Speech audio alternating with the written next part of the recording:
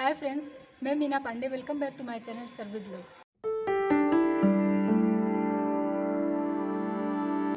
Friends, आज मैंने आलू शिमला मिर्च की सब्जी और मूंग दाल का पराठा बना के तैयार किया। तो आइए देख लेते हैं किस तरीके से मैंने बनाया है।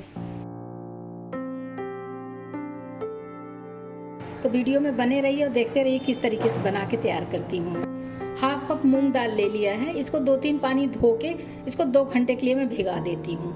अच्छे तरीके से ये भीग चुका है। जैसे इसे नाखून से तोड़ू ना तो ये 2 टुकड़े में हो जा रहा है। अच्छे से ये भीग चुका है। इधर मैंने कुकर ले लिया है। जो मूंग दाल भिगा लिया है ना, ये इसी कुकर में डाल देती हूँ मैं। मूंग दाल में 2 पिंच के करीब हल्दी पाउडर डाल रही हूँ। 1/4 कप पानी डालूंगी और इसका कवर बंद कर देती हूँ।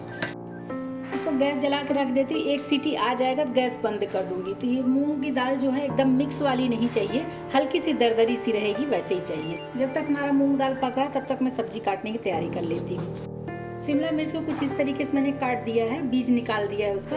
और इसको अपने मन चाहे आकार में इसको शिमला मिर्च को काट सकते हैं। जैसे आपको पतले काटने हो या मोटे पीस रखने हो, उसी हिसाब से आप इसको शिमला मिर्च को काट सकते हो। मैंने 2 आलू ले लिया है। जैसे शिमला मिर्च काटी हूँ उसी तरीके से इसको पीसेस में काट लेती हूँ। बहुत बारीक पीस नहीं करूँगी, ऐसे मोटे मोटे पीस रखूँगी मैं। ये आलू शिमला मिर्च काट लिया, इसको साइड कर लेती हूँ। सब्जी में डालने के लिए मैंने 2 प्याज ले लिया है, छील लिया है। इसको भी ऐसे मोटे मोटे ही काट लूँगी। इसको भी बहुत बारीक करने की ज़रूरत नहीं है।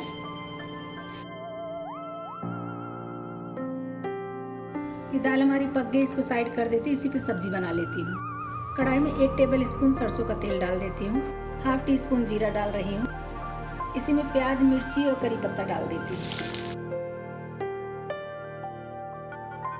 प्याज को हमें ज़्यादा पकाने की ज़रूरत नहीं है, लेकिन देखिए प्याज की पत्तियाँ अलग अलग हो रही है ना, बस यही इतना पकाना है। ½ टीस्पून हल्दी पाउडर डाल देती हूँ। इसको भी डाल के मिक्स कर देते हैं। इसको डाल देती हूँ, तो अच्छे तरीके से मिक्स कर देते हैं। इसी में कटी हुई शिमला मिर्च भी डाल देते हैं। इसको भी चला देते हैं। 1/4 कप स्वीट कॉर्न ले ली हूँ। फ्रोजन वाला स्वीट कॉर्न है, इसको डाल के इसको भी मिक्स कर देते हैं। नमक डाल देती हूँ टेस्ट के अकॉर्डिंग और इसको कवर कर देती हूँ। गैस को स्लो कर देती हूँ क्योंकि इसमें पानी बिल्कुल भी नहीं डालना है। ये जो शिमला मिर्च, कॉर्न, आलू का पानी छूटेगा उसी से ये पक के तैयार होगा। तो इसको ऐसे पकने देती हूँ। तब तक जो दाल मैंने तैयार कर लिया है, आइए उसको देख लेते हैं। इधर कुकर हमारा ठंडा हो चुका है और देखिए दाल में ज़्यादा पानी नहीं डाली थी ना, इसलिए इसी तरीके का दाल है। और ऐसे ही दाल हमें चाहिए, बिल्कुल मिक्स हुआ दाल नहीं चाहिए हमें। तो दाल को अभी साइड कर देती हूँ। आटा ले लेती हूँ। 2 कप मैंने गेहूं का आटा ले लिया है। ½ टीस्पून अजवाइन इसमें क्रश करके डाल देती हूँ। 1 टीस्पून नमक डाल रही हूँ क्योंकि दाल में भी मैंने नमक नहीं डाला है। 4-5 करी पत्ता काट लिया ऐसे बारीक बारीक, इसको डाल देते हैं। थोड़ा सा हरा धनिया काट लिया, इसको भी डाल देती हूँ। 1 टीस्पून ऑयल डाल रही हूँ। इन सब चीज़ों को पहले मिक्स कर लेती हूँ, फिर इसमें वही दाल डाल के इसका आटा तैयार करना है हमें। अभी जैसे इसमें जो भी कुछ डाला है वो सब मिक्स करना बहुत ज़रूरी है क्योंकि नमक मैंने आटे में ही डाला है। तो नमक पूरे में मिक्स रहेगा तो अच्छा रहेगा ना, नहीं तो अगर दाल डाल के गूंद दूँगी तो कहीं पे नमक रहेगा, कहीं पे नहीं रहेगा। तो इसके लिए हमें ये मिक्स करना बहुत ज़रूरी है। तो मैंने ये दाल बनाई है ना, जो दाल उबाल लिया है, ये दाल देख रहे हैं ना अभी गर्म भी है, जैसे देख रहे हैं धुआं निकल रहा है। तो ये बहुत ज़्यादा देखिए ऐसे दबा रही हूँ तो ये मेल्ट हो जा रहा है, मतलब मिक्स हो जा रहा है। लेकिन फिर भी अगर देखिए तो इसमें दाने दाने से दिख रहे हैं। तो इसी तरीके का दाल ये होना चाहिए। इसको मैं आटे में डाल के गूंदूंगी। जो भी दाल है पूरी दाल मैं इसी में डाल दे रही हूँ। तो दाल तो पूरा डाल दिया। अभी दाल गर्म है तो हमें इस स्पैचुला से ही ऐसे मिक्स कर लेती हूँ। इसको मिक्स कर लूँगी। आटे में मिक्स हो जाएगा तो दाल भी ठंडी हो जाएगी ना, तो उसके बाद जितना पानी की ज़रूरत होगा उस हिसाब से पानी डाल के मैं आटे को गूंद लूँगी। जैसे रोटी पराठा के लिए आटा आप गूंदते हो, उसी तरीके का आटा चाहिए। दाल ऐसे मिक्स कर दिया तो ठंडी हो गई है। तो अभी स्पैचुला हटा के हाथ से मैं आटे को मिक्स कर लेती हूँ। तो हाथों से अच्छे तरीके से मिक्स कर लेते हैं, उसके बाद पानी डालूँगी। ये देखिए दाल में आटा एकदम अच्छे तरीके से मिक्स हो गया है, लेकिन ये भरभरा सा है। इसमें जितना भी पानी का रिक्वायरमेंट होगा ना, उतना पानी डाल के मैं आटा बना लेती हूँ। जैसे रोटी पराठा के लिए आटा बनाते हैं, बस उसी तरीके का आटा हमें चाहिए।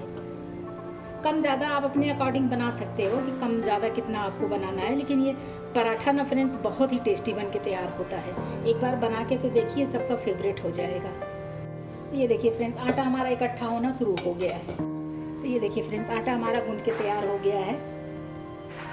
आटे को ऐसे कवर कर देती हूँ, तब तक सब्जी चेक कर लेती हूँ मैं। आइए सब्जी एक बार चेक कर लेती हूँ।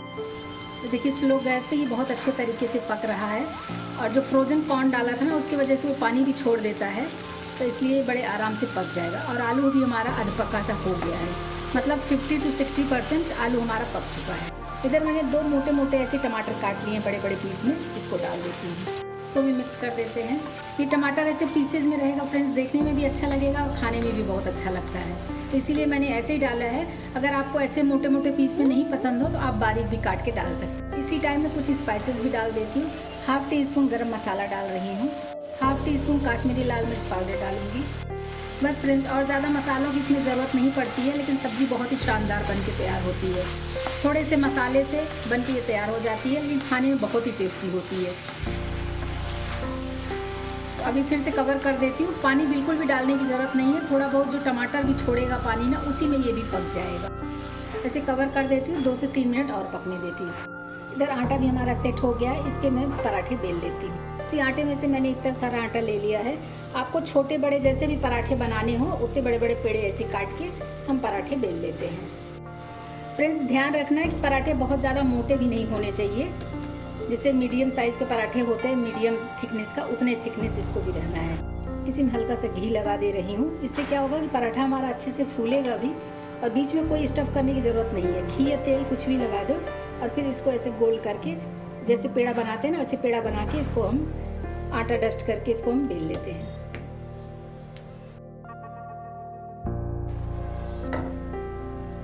ये देखिए इसका थिकनेस देख रहे हैं, जैसे नॉर्मल रोटी पराठा होता है उसी साइज़ का, उसी हिसाब से ये इसका थिकनेस रखा है मैंने। आप अपने अकॉर्डिंग रख सकते हो, थोड़ा मोटा बनाना है तो मोटा भी बना सकते हो। इसी तरीके से बेलते जाइए और बनाते जाइए। आटा ले लिया है, इसको बीच में इस तरीके से पेड़ा बना दिया है मैंने। हल्का से ये देखिए ये घी लगा दिया है। घी में टेस्टी बनता है थोड़ा सा, इसीलिए मैंने घी का यूज़ किया है। आप ऑयल भी यूज़ कर सकते हो। तो बस इसको पेड़ा बना के जैसे स्टफ़ करते हैं ना, उसी तरीके से करके पेड़ा बना के इसको रोटी के जैसे हम बेल लेते हैं। ये अभी इसको बेल लेती हूँ। ये देखिए इसी टाइप का मैंने 2 बेल लिया है। बस इसको सेक लूँगी। इसी तरीके से बेलते जाइए, बनाते जाइए, खिलाते जाइए। आइए इधर मैं सब्ज़ी चेक कर लेती हूँ। देख रहे हैं सब्ज़ी हमारी बहुत ही शानदार बन के तैयार हुई है फ्रेंड्स। आलू, टमाटर, शिमला मिर्च सभी कुछ इसमें गल गया है, एकदम से पक चुका है। बहुत शानदार सी सब्ज़ी बन के तैयार हो गई है। इसी में थोड़ा सा कटा हुआ हरा धनिया डाल देती हूँ। सब्ज़ी हटा के साइड कर लेती हूँ, और इसी पे मैं वो पराठे भी सेक लेती हूँ। पैन रख दिया सेकने के लिए, इसी में पराठा में डाल देती हूँ। पराठा डालते ही इसमें तेल घी नहीं लगाएंगे फ्रेंड्स। इसको एक बार पलट दिया, एक बार मैं और पलटूंगी, उसके बाद मैं इसमें घी लगाऊंगी। घी या तेल जो भी अप्लाई करना है उसके बाद ही करेंगे। एक बार इसको फिर से पलट देती हूँ, इसी में घी अप्लाई कर देती हूँ। घी, तेल, बटर कुछ भी आप लगा सकते हो, बहुत ही टेस्टी बनता है फ्रेंड्स। एक बार बना के देखिए, सबको बहुत ही पसंद आएगा। और देख रहे हैं ये साइड साइड से फूलना भी स्टार्ट हो गया है, क्योंकि इसके अंदर मैंने कुछ स्टफ़ नहीं किया है, लेकिन इसके अंदर जो घी लगा दिया था ना, उसके वजह से ये खस्ता भी बनता है और ये फूलता भी है बहुत अच्छे तरीके से। ये देखिए घी लगा दिया है चारों तरफ मैंने। अभी ऐसे साइड साइड से थोड़ा सा इसको दबा दूंगी, जैसे पराठे सेकते हैं हम लोग, वैसे ही उसी तरीके से इसको सेकना है। देख रहे हैं थोड़ा सा दबा देने से गोल्डन कलर आ जाता है, तो बस इसीलिए इसे हल्का सा दबा दे। जहाँ कहीं फट जाता है वहाँ इसे हल्का सा दबा दीजिए। बस इसी तरीके से सेकते जाइए और खिलाते जाइए। सब्जी भी हमारी बन के तैयार हो गई है टेस्टी सी, और ये लीजिए पराठे भी हमारे बन गए हैं। तो फ्रेंड्स देख रहे हैं इसको उलट पलट के मैं सेक रही हूँ, और ये काफ़ी खस्ता भी बनता है। अभी बन जाने के बाद मैं आपको तोड़ के दिखाऊंगी कितना खस्ता भी ये बनता है। लेकिन ये देखिए घुमा घुमा के चारों तरफ से ऐसे गोल्डन कलर में करके सेक लेंगे ना, तो काफ़ी टेस्टी बनता है।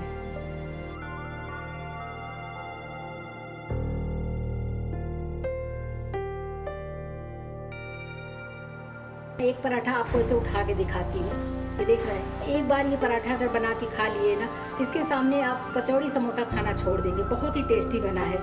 साथ में जो मैंने टेस्टी सी सब्जी बना के तैयार की है, वो सब्जी सर्व कर देती हूँ। तो लीजिए फ्रेंड्स, मेरी मूंग दाल का पराठा और आलू शिमला मिर्च की सब्जी बन के तैयार है। बहुत ही टेस्टी बना फ्रेंड्स। एक बार बनाएंगे तो बार बार बनाने की फरमाइश आएगी।